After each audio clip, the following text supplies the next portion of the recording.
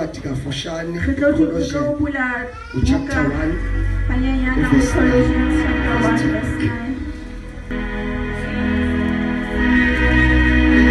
engiphethe la ithi sizawufunda ithi lengiphethe la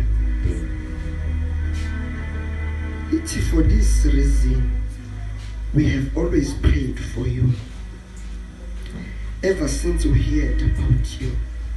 We ask God to fill you with the knowledge of His will, with all the wisdom and understanding that His Spirit gives. Verse 10. Then you will be able to live as the Lord wants and will always do what pleases Him. Your lives will produce all kind of good things and you will grow in your knowledge of God. Amen. Siyizwa nangesizulu nangesisuthu ngahle ke kugcwele la isikhonza kugcwele yonke language khona isivenda khona isiXhosa manje mangizo shumela ufuna uqala ubalimi ngizolivula lelo thuba lelo sifunda nje ngama language akho esiwasebenzisayo la eKingdom Grace abone qolo.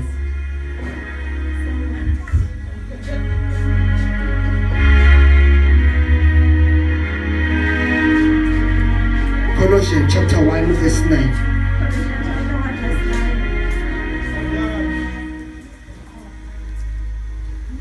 Paul ubakhulekela uJesu. Ngalokho nathi kusukela osukwini esezwa ngalo asiyeki ukunikhulekela nokuninqusela ukuba nigcwaliswe ngokwazi intando yakhe ngokuhlakanipha konke nokuqonda okungomoya. Ompithela futhi baba. Ngalokho nathi kusukela osukwini esezwa ngalo asiyeki ukunikhulekela ukuthi kube njalo nokuninqusela ukuba nigcwaliswe ngokwazi intando yakhe ngokuhlakanipha konke nokuqonda okungomoya. Verse 10. Nihambe ngokufanele inkosi. Nithokozise ngakho konke. Nithela izithelo emisebenzini yonke elungileyo. Nikhula ekumazini uNkulunkulu. Ompithela futhi baba. Nihambe ngokufanele inkosi. Masesenze njalo. Nithokozise ngakho konke. Nithela izithelo emisebenzini yonke elungileyo. Masekuba njalo. Nikhula ekumazini uNkulunkulu. Amen. Colossians chapter 1 verse 9 until 10. Ka baka leo ho tloha mohla re neng re utlwa hona rona ha re aka ra kgaotsa ho le rapella re nnile ra kopa Modimo hore a le fe ho tseba thato ya hae ka ho le nea bohlale bohle le kutlwisiso yohle e tswang ho moya wa hae ka tsela ena le tla phela ka mokgwa o tshwanelehang mahlong a Modimo le mo kgahlise dinthong tsohle le tla atleha mesebetsing yohle e lokileng mme le hole tsebong ya Modimo le tla matlafatswa ka mekgwa yohle ka matla a tswang tlotleng ya hae hore le tle le be le tiisetso le mamello e phethehileng. Ngalokho nathi kusukela osukwini esezwa ngalo Paul bazalwane okhuluma lo Paul bazalwana buang ho uthi asiyeki ukunikhulekela ha re tlohele ho le rapella le ko ho le kopela ngobani ukuthi ukuba nigcwaliswe hore le tlatswe ngokwazi intando yakhe thato ya hae akupheleli ekwazini intando yakhe masethi eniyazi intando yakhe ngokuhlakanipha nokuqonda okungomoya. Amen. Ithi ukuba nigcwalise ngokwazi imbazalwane intando yakhe ngokuhlakanipha konke masethi nokuqonda okungomoya. Ngoba bazalwane sigcina siphambanisa shuthi esithi siyayazi intando esigcine sikhothelana amavesi sithi siyazi esithi kanti sesiyaphambanisa manje uPaul ngiyakhulekela ukuba nigcwaliswe ngokwazi intando yakhe ngokuhlakanipha konke nokuqonda konke ngomoya. Amen. Athi sizoshumayeleka. Athi eMathewu 7 verse 21. Athi akusibo bonke abashoyo kimi ukuthi inkosi athi akusibo bonke abashoyo ukuthi inkosi abayokungena embusweni wami embusweni kaBaba. Akusibona bonke bazalwana abathi inkosi abayokungena kuphi embusweni kaBaba. Masiqhubeka ithi kodwa kuphela owenza intando kaBaba osezulwini. Amen. Ithi akusibo bonke abashoyo kimi ukuthi inkosi futhi bakhona nabanye abashoyo ukuthi inkosi kodwa uJesu akupheleli lapho, kuyadlula lapho. Ozongena embusweni wami muphi yilo owenza intando kaNkulunkulu. Amen. Ozokwenza imbazalwane intando kaNkulunkulu. Sikhuluma ngokwenza intando, sikhuluma ngento ezothokozisa uNkulunkulu. Ayizile ukuzothokozisa umfundisi futhi ayizile ukuzothokozisa uwazi, kodwa intando izothokozisa uNkulunkulu. Amen bazalwane. Nomina kodwa uNkulunkulu. Ngingakhuluma nendlela kodwa intaba ngasa ukuthi intando kaNkulunkulu kodwa ufuna ukuthi yenziwe mina. Intando abantu bazalwane kaNkulunkulu kodwa kufanele yenze yimi. Amen. Kusho ukuthi yimi ufuna azi ukuthi intando kaNkulunkulu kahle iyini. Ebese-ke mina-ke sengiyathatha entandweni kaBaba, ayizukwenziwa uNkulunkulu intando kodwa izokwenziwa yimi nawe. Amen. Ngizokhuluma la about spiritual discipline. Amen. Verse 10 athi nihambe ngokufanele. Masethi ekuhambeni kwenu inkosi nithokozise ngakho konke. Okusho ukuthi yonke into yenzayo kufuna ithokozise bani? uNkulunkulu. Noma ngabe uyezwa wena ukuthi okunye nami ukuthi ngikwenze, kodwa ke ngoba wena ungwase embusweni kaNkulunkulu awenzi eyakho intando, wena ofuna ukwenze ufuna uthokoze uNkulunkulu. Bathiwa kuyashiwa uyashiya ngoba kufanele ukuthi wenze njani? Uthokoze uNkulunkulu. Amen bazalwane.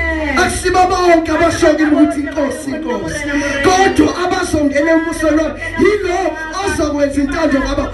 Akusakuthi uhlabelele kanjani, akusakuthi ushumayele kanjani, kodwa ungashumayela uthandaze ngamalini ukhala, kodwa intando bangayenzi.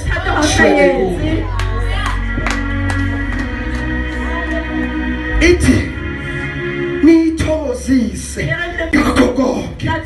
Esengithela ithelo emsebenzini yonke. Awubazalwane, yazi iBhayibheli mina lithi nithele ithelo emsebenzini yonke enjani elungileyo. Ikhona neminye imisebenzi kodwa funa sithele emsebenzini elungileyo. Amen. Inkosi asithi eseniyakhula ekumazini uNkulunkulu, bese niyakhula ekumazini uNkulunkulu. Akufanele ukuthi ulibe wathi kudala sayibaba kodwa ukhula, uthi kudala sakhona kodwa ithela ibonakala. Kufuna ukuthi masufikile la kubonakale, efuna ukwehla ubushiki noma uphuma thiwa hayi akasafani ngoba khona siyitholile. Ebazalwane sihambi njengabantu bakulelizwe, thina asisibona abakulelizwe. Kufuna sihluke ukuthi khona sesimazi khona sesimazi uNkulunkulu sazi inkosi yombuso uJesu Kristu engahambi engayithi ele Eastern Cape bathi Eastern Cape kwana akusiye owa yonke insiphi yawasha bathi akusiye wenzani oyonke insiphi yawasha angathathi yonke into funa uma owesifazane aqaqa ukuthi owesifazane owesilisa funa aqaqa ukuthi owesilisa funa kuvela ukuthi wena konke osuzwile funa kuvela ukuthi wena khona osumazile spiritual discipline yini yona leyo ilezi zinto lezi esenza ukuthi sikhule ekumazini uthini futhi ilezi zinto eyitholakala ezwini kodwa eyikhulisa umzalwane ukuthi amazi uNkulunkulu futhi angami ndawonye kubonakala ukuthi ungumzalwane kodwa akusikho nje ukuthi lezi zinto uzazi kodwa ufuna ukuthi noma usuzazi noma usuzenza base ubayizona bese ubatsona base uba yizo lezo zinto lezo oh amen bazalwane amen because kusingisize ngisheshe ngihlale phansi yini lezo zinto lezo ngizothinta nje intathu engicabanga ukuthi zibalekile ukuthi those things you need to do to develop a spiritual discipline. Amen. Yiziphi lezo zinto enkosi yami ngizawuyithinta ningalimali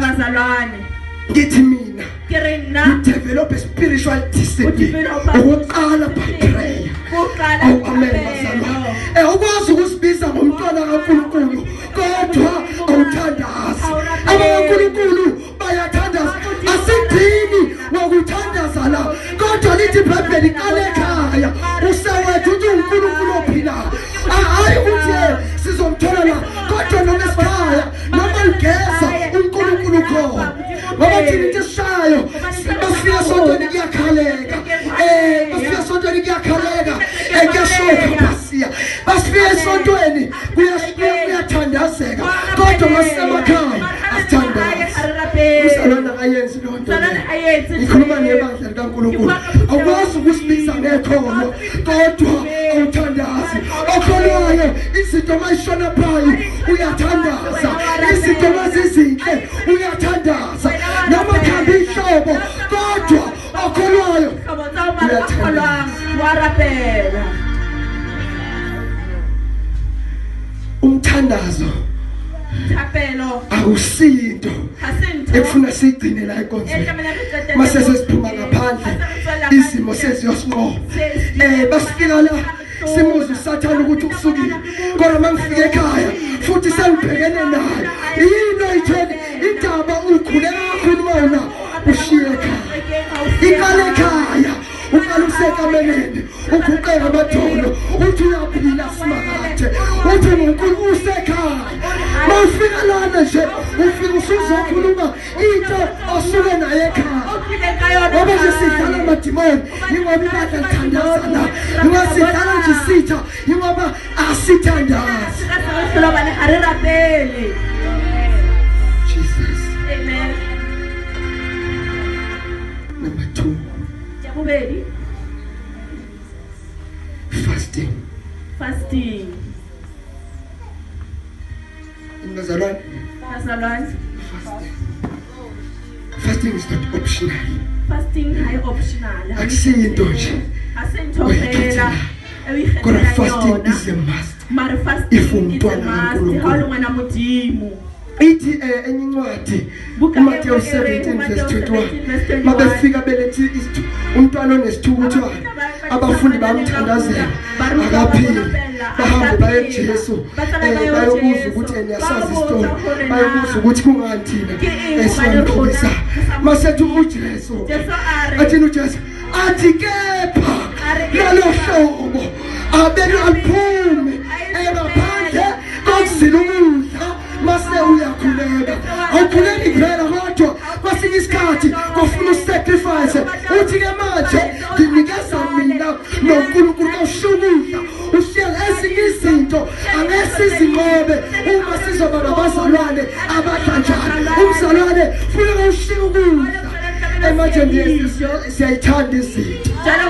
siyayithanda izinto abanye bagcina ngo-21 days sekulowo January sekuyoze kuphela unyaka noma isiqhumile imoto usahamba ngo-21 days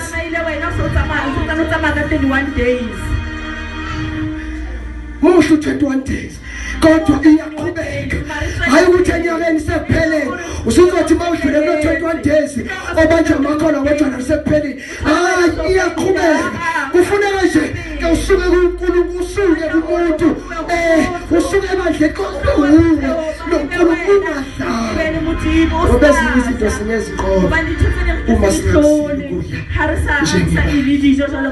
yingakho nje ezinye izinto silahleka kangaka abanye bathatha noma yini abayizwa ingoba abaningi umoya ongcwele ithi usezuphule ngoba esakhe isikhathi asiyo nikhona yini kodwa awuNkosi yami abacela ukuhlumela ngihlale pha ngithi ezinye izinto singezenze uma sizogcina nje ngokuthandaza kuphela kodwa kufuneka ukuthi sacrifice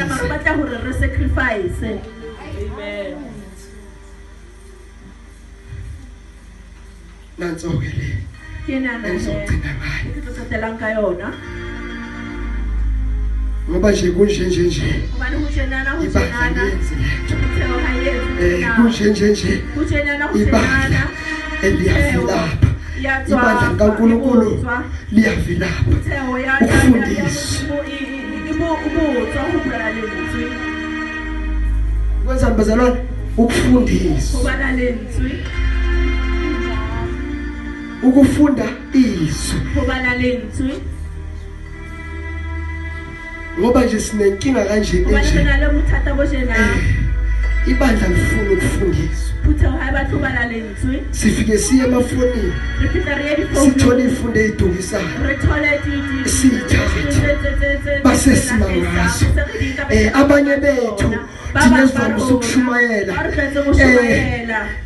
bayayithatha lezi zinto babuye bezoyishumayela la kanti abantwana bakaNkulunkulu sebeyalahleka nabo hayi ngoba belahleka ingoba izwi alifunda athi 2 Timothy chapter 3 verse 16 no 17 athi yonke imibhalo iphefumulelwe nguNkulunkulu masithi ilungele ukusola ilungele ukufundisa ilungele ukuqondisa manje uzoqonda kanjani ungalifundisi uyabizwa amagubane athi kuzofunda uyothola abazalwane abathathu emasuka lapho kuduma thina futhi sibuye size kuye asifuna ukufundiswa asiyeke lento yokuthatha into mayishumayela kufuna noma uwande shumayela uhambe nawe uyofundiswa uyasho ukuthi lento beyikhuluma ngabe iyiyo na sesizongcwele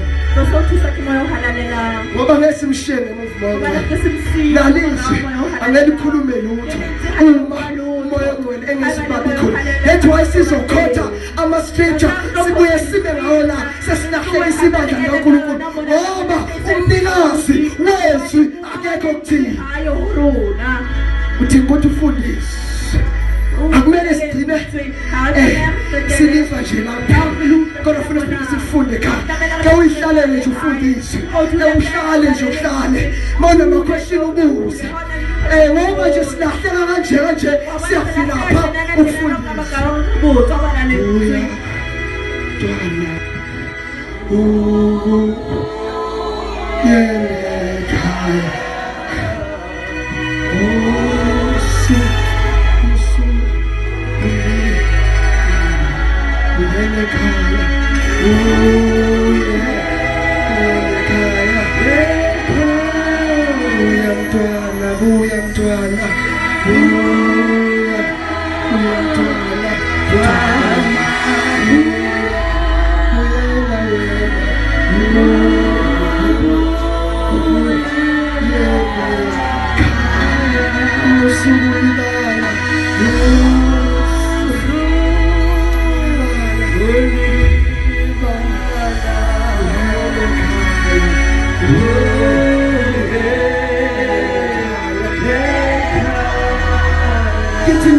bazalwane sidinga ukuba nesikhathi nezinto zikaNkulunkulu kunezinto zasezweni esidinga ukuthi sibe nesikhathi noNkulunkulu kunezinto zakulelizwe ngoba zakulelizwe ziyadlula kodwa ikaNkulunkulu ziyoma kusebe phakathi ibandla lidinga ukuba nesikhathi noNkulunkulu kulesi sikhathi manje akusafuneki umzalwane ongasazi ukuthi uyaphi umzalwane ufuna ukuthi acace ukuthi umzalwane noma uyadlala asizokudlala sonke phela la asikho ground la asikho tavern asizokudlala sonke la amen bazalwane wasithi ayisiphelile isikhathi sokuthi sicule ngoba siyawazi amaculo kodwa manje sifuna sicule iculo elikhonjwa umoya amen asashumayela ngoba siyawazi amazwi kodwa sashumayela into ekhonjwa umoya amen bazalwane asenze nje ngentando yekhona manje sesiza uNkulunkulu ukuthi uthini ngoba nje sifuna wonke lamaculo abhedayo ngoba siwazi nomlayezo wabo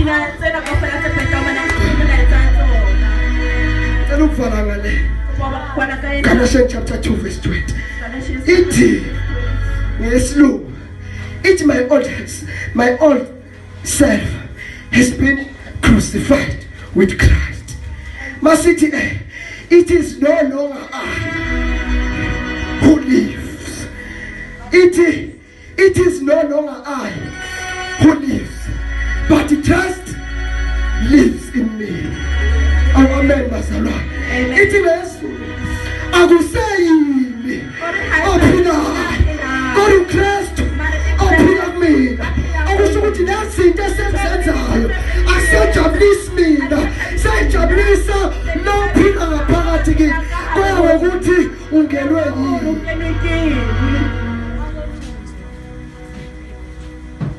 kuzoya ngokuthi bazalwane ungenwe yini ngoba phela nomoya ongcwele siyambhidanisa nomoya ongcwele siyambhidanisa abanye banemsamo banendawo ikhothama kubo kodwa bathi banomoya ingcwele kuhlala egoli ngoba asikho lezinto kodwa masibele emakhaya bayazi abazalwane ukuthi ngoDisemba sitholakala kumsebenzi sitholakala kumatiye masesemakhaya uthi ngitshele awundawo wangcwele kufuna kususe kulezo zinto yini umsebenzi wakho ukuthi akuqondise akudirecte kulona lonke iqiniso manje sizothi buya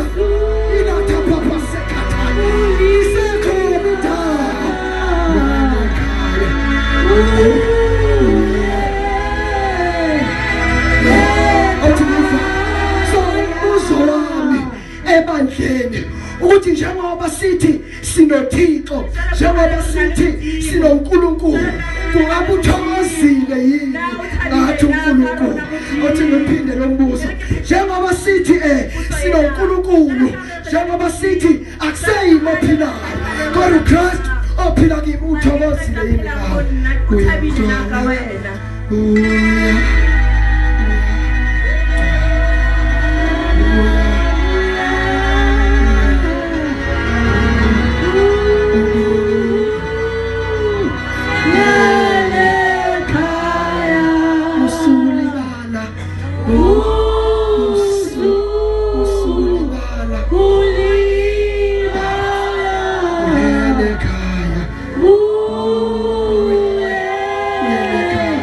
Yeah.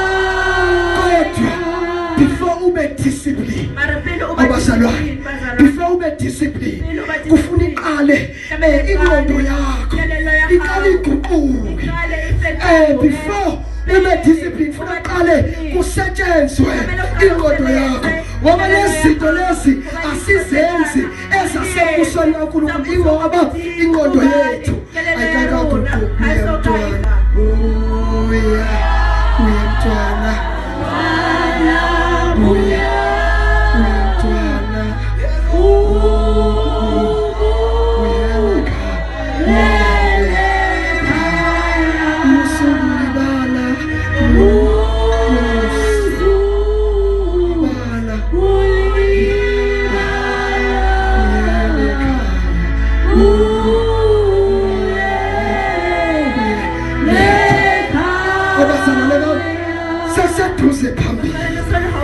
seseduze phambili njengamanje awazame ukuthi sigaxe noma sizwe ukuthi akusavumi kodwa manje awazame ukuphikelela ngoba seseduze ekhaya awuyabuya inkosi uJesu bazalo iseseduze esefuna ukuthi sinabezele senze lokhu ekufunayo abantwana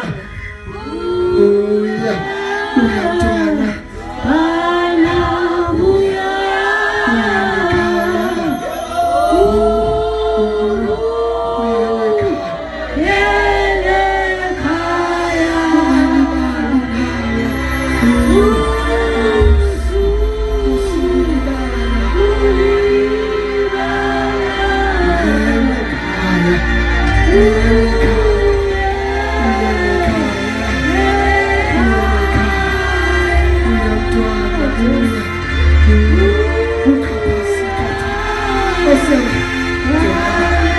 Awesome.